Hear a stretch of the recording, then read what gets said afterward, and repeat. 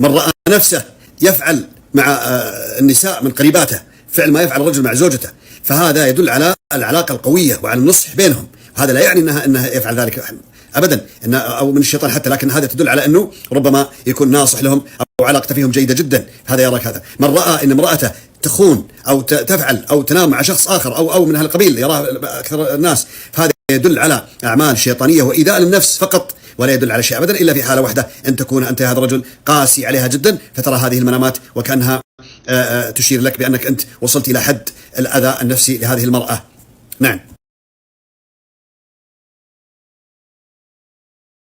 إذا متزوجة احذري على العلاقة الزوجية، وإذا لا فربما يحدث أمر غير محبب من امرأة تدخل عليكم بطريقة عشوائية، فكونوا حذرين دائما في أغلب المنامات. نعم.